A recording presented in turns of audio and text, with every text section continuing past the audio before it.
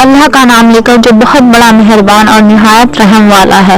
اے لوگو، اپنے رب کی عبادت کرو جس نے تمہیں اور تم سے پہلے لوگوں کو پیدا کیا تاکہ تم فلاح پا سکو، جس نے تمہارے لیے زمین کو بچھونا اور آسمان کو چھت بنایا، اور اس نے آسمان سے پانی اتارا، پھر اس پانی کے ذریعے سے تمہارے کھانے کے لیے کئی پھل پیدا کیے، تو تم جان بوجھ کر اللہ کے ساتھ کسی کو شریک مت ٹھہراؤ۔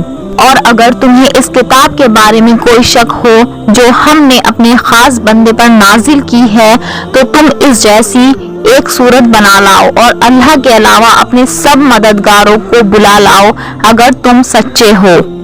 پھر اگر تم یہ نہ کر سکو اور تم ہرگز نہ کر سکو گے تو اس آگ سے ڈرو جس کا ایندھن آدمی اور پتھر ہیں، وہ کافروں کے لیے تیار کی گئی ہے۔ اور ان لوگوں کو خوشخبری دو جو ایمان لائے اور انہوں نے اچھے عمل کیے کہ ان کے لیے ایسے باغات ہیں جن کے نیچے نہریں بہہ رہی ہیں۔ جب انہیں ان باغوں سے کوئی پھل کھانے کو دیا جائے گا تو کہیں گے یہ تو وہی رزق ہے جو ہمیں پہلے دیا گیا تھا، حالانکہ انہیں ملتا جلتا پھل دیا گیا تھا۔ اور ان جنتیوں کے لیے ان باغوں میں پاکیزہ بیویاں ہوں گی اور وہ ان باغوں میں ہمیشہ رہیں گے۔ بے شک اللہ اس سے حیا نہیں فرماتا کہ مثال سمجھانے کے لیے کسی ہی چیز کا ذکر فرمائے، مچھر ہو یا اس سے کمتر۔ بہرحال ایمان والے جانتے ہیں کہ یہ ان کے رب کی طرف سے حق ہے، اور رہے کافر تو وہ کہتے ہیں کہ اس مثال سے اللہ کی مراد کیا ہے۔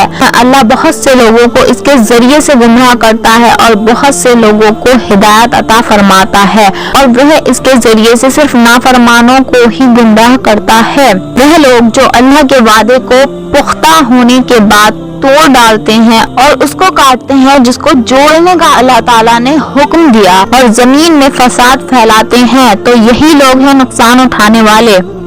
تم اللہ کے کیسے منکر ہو سکتے ہو؟ حالانکہ تم مردہ تھے تو اس نے تمہیں پیدا کیا، پھر وہ تمہیں موت دے گا اور پھر تمہیں زندہ کرے گا، پھر اسی کی طرف تمہیں لوٹایا جائے گا۔